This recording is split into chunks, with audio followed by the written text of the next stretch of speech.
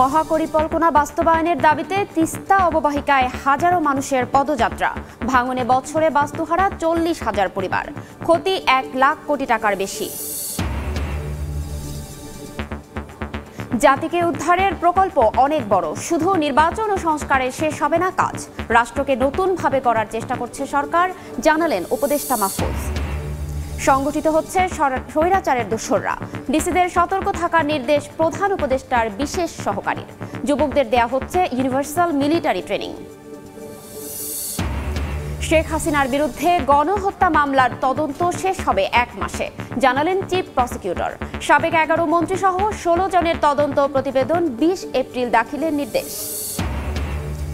এবং রোহিঙ্গা ক্যাম্পে 4G সেবা দিতে চায় টেলিটক। নেটওয়ার্ক সম্প্রসারণে প্রায় 50 কোটি টাকার প্রকল্প চূড়ান্ত অনুমোদনের অপেক্ষায়। সিম বিক্রির অনুমতি চেয়েও আবেদন।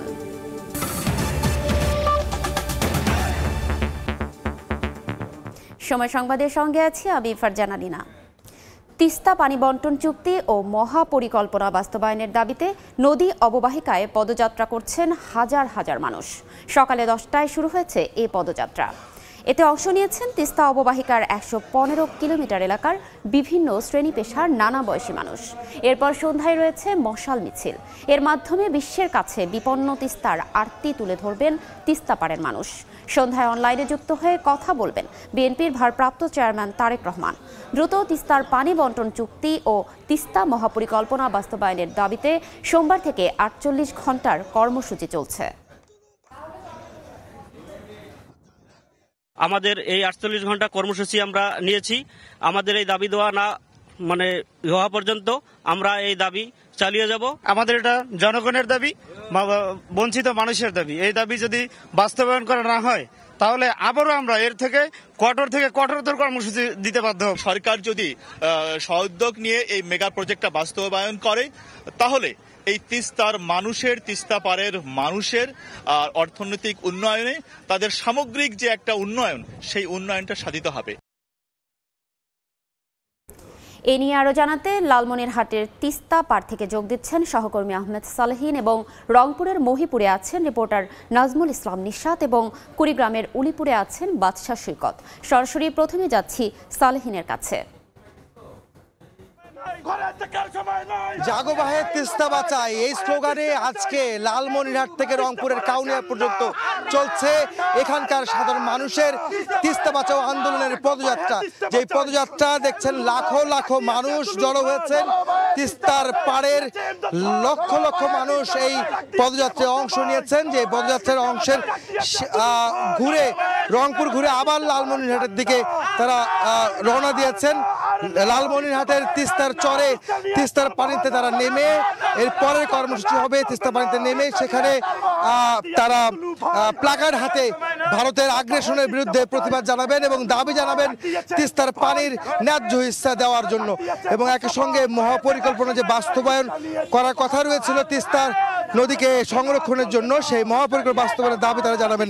আপনারা জানেন যে আজকে সকাল 10:30টায় শুরু হয়েছে এই পদযাত্রা। যে পদযাত্রাটি এখন এই মুহূর্তে রংপুরে অবস্থান করছে। লালমনিরহাট থেকে কয়েক কিলোমিটার পেরিয়ে কাউনিয়া ব্রিজে গিয়ে তারা কাউনিয়া বাজারে গিয়ে তারা এই মিছিলের আবারও ঘুরিয়ে আনেন।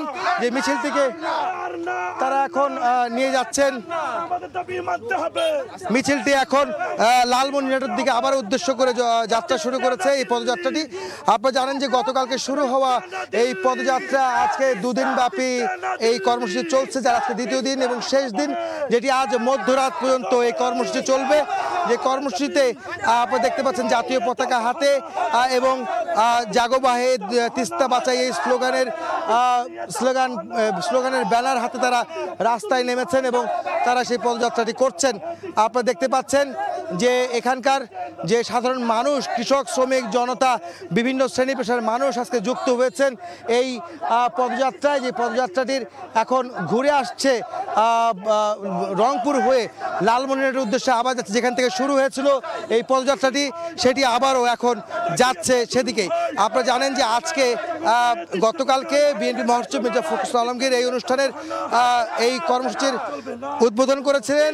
আজকে এখন সেটি আজকে সন্ধ্যায় বিএনপির ভারপ্রাপ্ত চেয়ারম্যান তারেক রহমান তিনি সমাপনী বক্তব্য দিবেন এবং সেখান থেকেই নতুন বার্তা আসবে, নতুন দাবি আসবে এবং আজকে মধ্যরাতে এই কর্মসূচির শেষ হবে। যেটি এখানে কিন্তু আপনারা জানেন যে গতকালকে শুরু হয়েছিল এই কর্মসূচি। এই মুহূর্তে রংপুরের মহিপুরে আছেন আমাদের সহকর্মী নিশাত, আমরা সেখানে জানবো সেখানকার অবস্থা, যেখানে আজকে 11টি স্থানে একই সঙ্গে কর্মসূচি চলছে, একই কর্মসূচি চলছে এই উত্তরবঙ্গের 11টি স্থানে। দ্বিতীয় দিনে যে কর্মসূচি চলছে নদী রক্ষা আন্দোলনের, আজকে এই মুহূর্তে প্ল্যাকার্ড হাতে নিয়ে নদী পাড়ের বাসিন্দারা তিস্তার পাড়ে অবস্থান নিয়েছেন। মূলত তারা তিস্তা নদীতে নেমেছেন। তারা বোঝানোর চেষ্টা করছেন যে শুষ্ক মৌসুমের আগেই তিস্তায় যে হাঁটু বানিয়ে এটি একটি প্রতিবাদ কর্মসূচি বলা যায় এবং বিভিন্ন ধরনের প্ল্যাকার্ড হাতে নিয়ে তারা এই কর্মসূচি পালন করছেন। এর আগে একটি পদযাত্রা করে তারা তিস্তার উভয় তীরে অবস্থান করেন এবং আপনি দেখতে পাচ্ছেন যে এই শুষ্ক মৌসুমের আগে তিস্তা যে হাঁটু পানি, পুরো তিস্তা যে শুকিয়ে গেছে ভারতের একতরফা পানির প্রত্যাহারের কারণে, মূলত এই কর্মসূচির মধ্য দিয়ে এটি বোঝানোর চেষ্টা করা হচ্ছে। এবং একই সাথে বিভিন্ন ধরনের প্ল্যাকার্ড হাতে নিয়েছেন। সেই প্ল্যাকার্ডগুলোতে উল্লেখ করেছেন তারা পানির ন্যায্য হিস্সা চাই, ভারতের উজানে যে বিভিন্ন ধরনের বাঁধ, জলবিদ্যুৎ প্রকল্প দিয়ে পানি প্রত্যাহার করা হচ্ছে তার প্রতিবাদ জানিয়েছেন। এবং একই সাথে তিস্তা অববাহিকার মানুষের জীবন রক্ষায়, ভাঙন প্লাবন থেকে তাদেরকে বাঁচাতে তিস্তা মহাপরিকল্পনা বাস্তবায়নের যে দাবি সেটি এই প্ল্যাকার্ডের মধ্য দিয়ে কিন্তু তারা তুলে ধরেছেন। আজকে মূলত দ্বিতীয় দিনের কর্মসূচি চলছে এবং এই দ্বিতীয় দিনের কর্মসূচিতে তিস্তা অববাহিকার মানুষের পাশাপাশি বিএনপি এই কর্মসূচিতে সমর্থন জানিয়ে তারা অংশ নিয়েছেন এবং গতকালকেও বিএনপির কেন্দ্রীয় নেতারা এই তিস্তা অববাহিকার যে 11টি পয়েন্টে কর্মসূচি হচ্ছে সেই কর্মসূচিতে তারা অংশ নিয়ে বক্তব্য রেখেছেন। তিস্তার যে সংস্কার, তিস্তার যে পানির ন্যায্য হিস্সা, সেই ন্যায্য হিস্সা নিয়েও তারা কথা বলেছেন। এখন যে ঘণ্টাব্যাপী এই প্রতিবাদ যে অবস্থান কর্মসূচি চলছে তিস্তার পানিতে নেমে, এটি মূলত তারা বোঝাতে চেয়েছেন যে তিস্তা সংস্কার কেন জরুরি, যে তিস্তায় হাঁটু পানি বিরাজ করছে। এই সমস্যা থেকে উত্তরণের জন্য যত দ্রুত সম্ভব তিস্তা মহাপরিকল্পনা বাস্তবায়নের উদ্যোগ নিতে হবে। তা নাহলে উত্তরের যে 2 কোটি মানুষের জীবন জীবিকা সেটি যে বড় সংকটের মধ্যে পড়ছে, বিশাল আর্থিক ক্ষতির মুখে পড়ছে, সে থেকে বাঁচতে হলে এই পরিকল্পনা নিজস্ব ব্যবস্থাপনায় কিংবা অন্য কোনো দেশ যারা বিনিয়োগ করতে চায় তাদের কাছ থেকে নেওয়া যেতে পারে। দ্বিতীয় দিনের কর্মসূচি চলছে তিস্তার মহিপুরে। এখন আমরা চলে যাব কুড়িগ্রামে, সেখানে রয়েছেন সহকর্মী বাদশা সৈকত, তার কাছ থেকে জানবো সেখানকার খবর। কুড়িগ্রামের যে আন্দোলন 2 দিন ব্যাপী, যে আসলে তিস্তা বাঁচাও কর্মসূচির যে আন্দোলন, সেটি কিন্তু 115 কিলোমিটার দীর্ঘ যে বাংলাদেশের অংশে তিস্তা নদী রয়েছে, সেই তিস্তা নদীর 11টি পয়েন্টে যে কর্মসূচি অনুষ্ঠিত হচ্ছে, তার মধ্যে কিন্তু কুড়িগ্রামের 2টি পয়েন্টে সেই কর্মসূচি অনুষ্ঠিত হচ্ছে। একটি হলো রাজারহাট উপজেলার বুড়ির বাজার এলাকায়, আরেকটি হলো উলিপুর উপজেলার থেত্রাই এলাকায়। আসলে সেই কর্মসূচিতে কিন্তু রাত থেকে, মানে গতকাল 2 দিনের যে কর্মসূচি, সেই কর্মসূচিতে কিন্তু গতকাল থেকে মানুষজন এখানে রয়েছে। আমি এই মুহূর্তে রয়েছি উলিপুরের থেত্রাই এলাকায়। এখানে কিন্তু মানুষজন রাত পর্যন্ত এখানে অবস্থান করছে এবং সকাল থেকেই কিন্তু মানুষজন যারা ছিল এখানে তারা কিন্তু এই আন্দোলনে যোগ দিয়েছেন। তারা কিন্তু সকাল থেকে আবার আসতে শুরু করেছেন। বিশেষ করে এই উলিপুরের যে কর্মসূচি রয়েছে, সেই কর্মসূচিতে কিন্তু কেন্দ্রীয় বিএনপির যে স্থায়ী কমিটির সদস্য আমির হোসেন খসরু, তিনি কিন্তু বিকেল 3টে এই কর্মসূচিতে যোগ দেবেন উলিপুরের যে থেত্রাই এলাকায় রয়েছে। আসলে এখানকার স্থানীয় মানুষের সাথে আমি কথা বলেছি, তারা যে দাবিটি করেছেন যে আসলে দীর্ঘদিন থেকে, এক কথায় স্বাধীনতার পর থেকে এখানকার যে মানুষজন রয়েছেন তারা কিন্তু এই তিস্তা নদীর কারণে অবহেলিত হয়ে পড়েছেন। তারা কিন্তু বিভিন্ন কারণে তারা এই তিস্তার ভাঙনের শিকার হয়ে আসছেন এবং শুষ্ক মৌসুমে তারা কিন্তু পানি পাচ্ছেন না। এসব দাবি কিন্তু দীর্ঘদিন থেকে করে আসলেও তাদের কোনো দাবি কিন্তু পূরণ হয়নি, যার কারণে কিন্তু এবারের যে 2 দিনের প্রতিবাদ, সেই প্রতিবাদে তারা অংশ নিয়ে জানিয়েছেন তারা কিন্তু সেই তাদের যে দাবি, সেই দাবি আদায়ের জন্য তারা কিন্তু চেষ্টা করে যাবেন এবং আমাকে যেটি জানিয়েছেন যে তারা বিভিন্নভাবে তাদের যে দাবি আদায় না হওয়া পর্যন্ত তারা কিন্তু সে আন্দোলন চালিয়ে যাবেন, অব্যাহত রাখবেন। আর একটি বিষয় হলো যে কুড়িগ্রামের যে তিস্তা নদীর অববাহিকার যারা মানুষজন রয়েছেন, এখানে কিন্তু তিস্তা নদীতে প্রতি বছরই কাজ হয়, শুধু অস্থায়ী ভিত্তিতে কিছু কাজ হয়, যে কাজগুলো আসলে পানিতেই চলে যায়। এখানকার মানুষের তাদের কোনো উপকারে আসে না। এ কারণে কিন্তু এখানকার মানুষের যে দাবি আসলে মহাপরিকল্পনা যেটি বা মেগা প্রকল্প যেটি সেটি বাস্তবায়ন হলে এখানকার মানুষের জমি রক্ষা পাবে, তাদের ঘরবাড়ি রক্ষা পাবে, ফসল রক্ষা পাবে এবং নদীতে তখন কিন্তু কিছু পানি থাকবে, সেই পানিতে তারা চাষাবাদ করতে পারবে। এ ধরনের দাবির জন্য তারা কিন্তু এই অবস্থান কর্মসূচিতে অবস্থান নিয়েছেন এবং তারা সেই দাবিটি পূরণের আশা প্রত্যাশা করছেন। এই ছিল কুড়িগ্রামের তিস্তা পাড়ের যে অবস্থান কর্মসূচি সর্বশেষ এই সময়। এখন আমরা জানবো যে গাইবান্ধায় রয়েছেন আমাদের সহকর্মী বিপ্লব ইসলাম, তার কাছে সেখানকার অবস্থান কর্মসূচির খবর জানতে সরাসরি চলে যাচ্ছে গাইবান্ধা। মানুষ তারা কিন্তু আজকেও আন্দোলনে রয়েছেন। তারা যেটি বলছেন যে তিস্তা পানির যে ন্যায্য হিস্সা, সেই ন্যায্য হিস্সা এবং তিস্তা মহাপরিকল্পনা বাস্তবায়নের দাবিতে কিন্তু তারা আজকে দ্বিতীয় দিনের মতো কর্মসূচি পালন করছেন। এরপর যেটি রয়েছে দুপুর 2টোয় তারা প্লাকেট নিয়ে তিস্তা নদীতে নামবেন এবং তারা প্রতিবাদ জানাবেন। পাশাপাশি তারা দুপুর 2টায় কিন্তু এই যে অনুষ্ঠানের আনুষ্ঠানিকতা সেটি কিন্তু শুরু করবেন। জেলা বিএনপির নেতৃবৃন্দ সহ যারা থাকার কথা রয়েছে তারা কিন্তু সেই প্রোগ্রামে থাকবেন। আজকে যদি জানিয়ে রাখি যে তিস্তা পাড়ের মানুষ কিন্তু আমরা দেখছি যে সর্বস্তরের মানুষ কিন্তু আজকে এই আন্দোলন জনতার সমাবেশ যেটি সেই সমাবেশে একত্রিত হয়েছেন। তারা যেটি বলছেন যে দীর্ঘদিন থেকে তারা দুঃখ কষ্টের মধ্যে কিন্তু এই তিস্তা পাড়ের মানুষ রয়েছেন।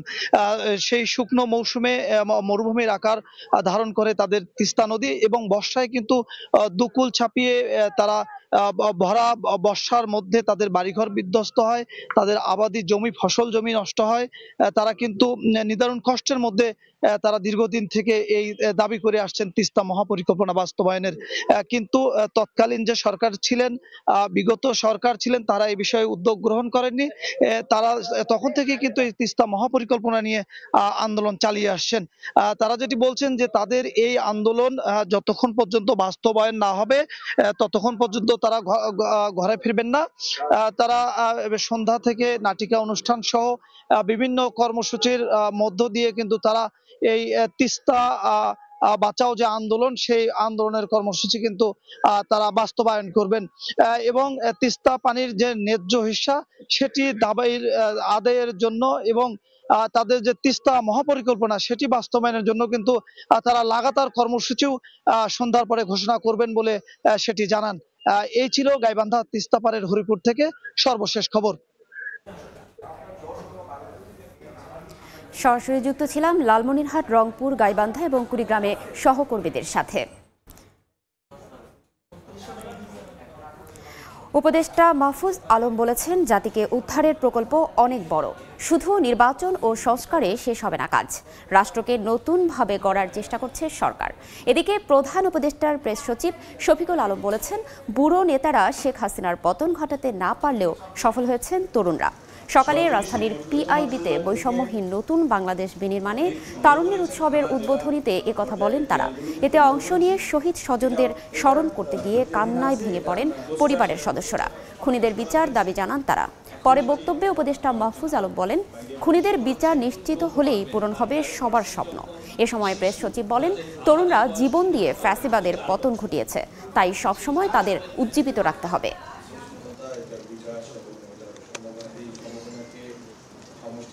একদিন হঠাৎ তরুণরা বললো যে আমরা দাঁড়াবো, এবং দেখেন তারপরে কিভাবে চেঞ্জ এসছে। তরুণরা নতুন করে বাংলাদেশ নির্মাণ করবে, সেই তাতে আমরা সবাই একত্রিত হব এবং সামনে যাতে এই আপনাদের উদ্দীপনাটা, আপনাদের যে পার্টিসিপেশন পুরোটা থাকে সেটা আমরা চাই। এই জাতিকে উদ্ধারের প্রকল্প একটা বড় সড়ো প্রকল্প, এটা শুধু নির্বাচন সংস্কার বা কয়েকটা প্রতিষ্ঠানের সংস্কার দিয়ে হবে না।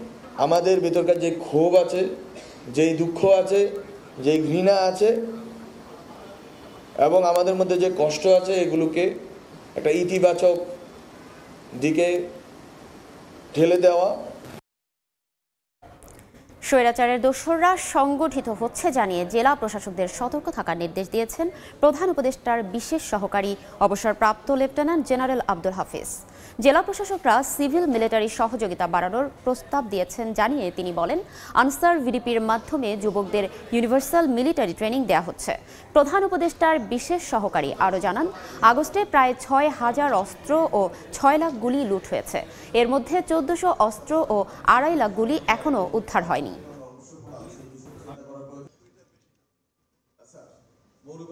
স্বৈরাচার এবং তাদের দোসররা বিভিন্ন জায়গায় সংগঠিত হচ্ছে এবং কর্মসূচি দিচ্ছে এবং তারা দেশকে একটা অরাজকতার দিকে নিয়ে যেতে পারে, সে ব্যাপারে তাদেরকে সজাগ থাকতে হবে। আমাদের যুব সমাজের জন্য একটা ইউনিভার্সাল মিলিটারি ট্রেনিংয়ের ব্যবস্থা করা যায় কিনা, যেখানে আমাদের যুব সমাজের যারা আছেন তারা মিলিটারি ট্রেনিং পেতে পারেন এবং তারা দেশের প্রতিরক্ষায় তারা অংশগ্রহণ করতে পারেন, সেই সম্পর্কিত প্রশ্ন ছিল। তাদের নিজ নিজ জেলায়, কয়েকটি জেলায় তারা বিশেষ অভিযান পরিচালনা করতে চান সন্ত্রাসীদের বিরুদ্ধে। রিমোট জায়গায়, ইনঅ্যাক্সেসেবল বা চর এলাকায়, যেখানে হয়তো বেশি পরিমাণ ফোর্স দরকার বা বেশি পরিমাণ লজিস্টিক্স নিয়ে যেতে হবে, এই ধরনের এলাকায় তারা অভিযান পরিচালনা করতে চান। জুলাই গণহত্যা মামলায় শেখ হাসিনার বিরুদ্ধে তদন্ত শেষ হবে 1 মাসে, জানালেন চিফ প্রসিকিউটর। সময় লাগলেও তদন্ত বিশ্বাসযোগ্য হতে হবে বলে মন্তব্য করেছেন আন্তর্জাতিক অপরাধ ট্রাইব্যুনাল। এদিকে সাবেক 11 মন্ত্রী সহ 16 জনের তদন্ত প্রতিবেদন 20 এপ্রিল দাখিলের নির্দেশ দেওয়া হয়েছে। সাবেক 11 মন্ত্রী হলেন শাহজালাল খান, হাসানুল হক ইনু, রাশেদ খান মেনন, আনিসুল হক, আমির হোসেন আমু ও কামরুল ইসলাম। এছাড়াও আছেন ফারুক খান, আব্দুর রাজ্জাক, কামাল আহমেদ মজুমদার, গোলাম দস্তগীর গাজী ও ডাক্তার দীপুমণি। এছাড়া সাবেক প্রতিমন্ত্রী জুনায়েদ আহমেদ পলক, শেখ হাসিনার সাবেক উপদেষ্টা সালমান এফ রহমান ও তৌফিকি এলাহি চৌধুরীকে হাজির করা হয়। এছাড়া অবসরপ্রাপ্ত বিচারপতি শামসুদ্দিন চৌধুরী মানিক ও সাবেক স্বরাষ্ট্র সচিব জাহাঙ্গীর আলমকে হাজির করা হয় ট্রাইব্যুনালে।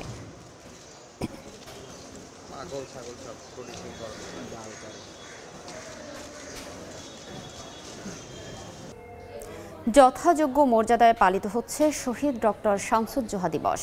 সকাল 9টায় রাজশাহী বিশ্ববিদ্যালয়ে ডক্টর জোহার সমাধিতে ফুল দিয়ে শ্রদ্ধা জানায় বিশ্ববিদ্যালয় প্রশাসন। এরপর বিভিন্ন সামাজিক, সাংস্কৃতিক ও স্বেচ্ছাসেবী সংগঠন শ্রদ্ধা নিবেদন করে। এ সময় উপস্থিত ছিলেন ডক্টর জোহার কন্যা সাবিনা জোহা খান। জানান, জুলাই আগস্টে স্বৈরাচার বিরোধী আন্দোলনেও ডক্টর জোহা ছিলেন প্রেরণা। উপাচার্য জানান, শহীদ ডক্টর জোহা ছাত্রদের জন্য জীবন দিয়ে অনন্য নজির স্থাপন করেছেন। এই দিনটি সারা দেশে জাতীয় শিক্ষক দিবস হিসেবে পালিত হওয়া উচিত বলে মনে করেন তিনি।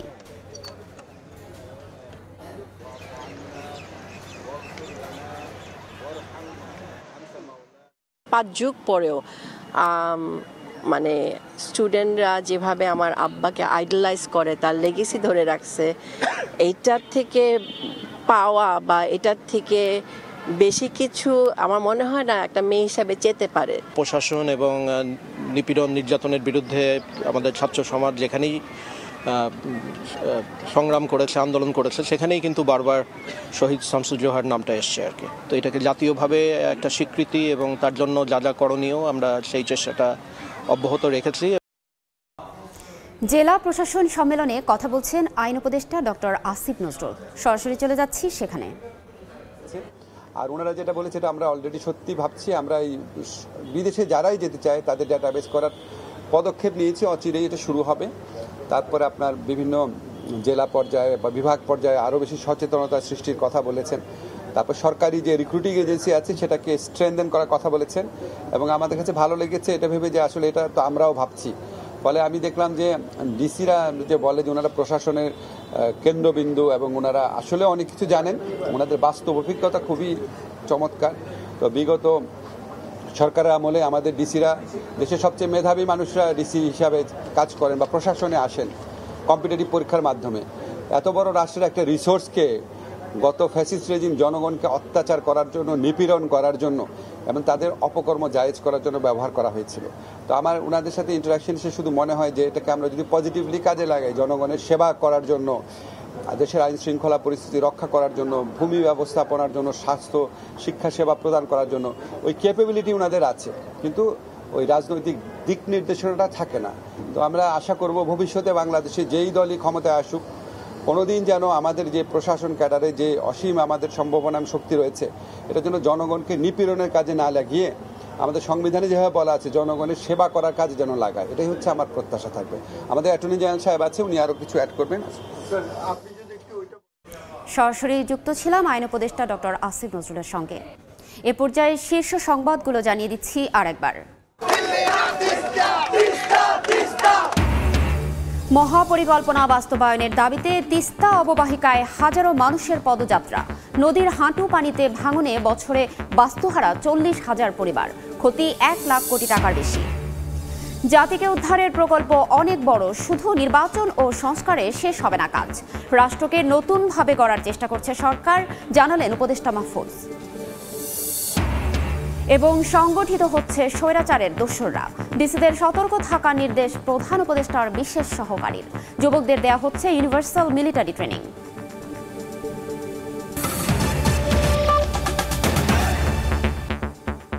এই ছিল সময় সংবাদে, সঙ্গে থাকুন সময়ের।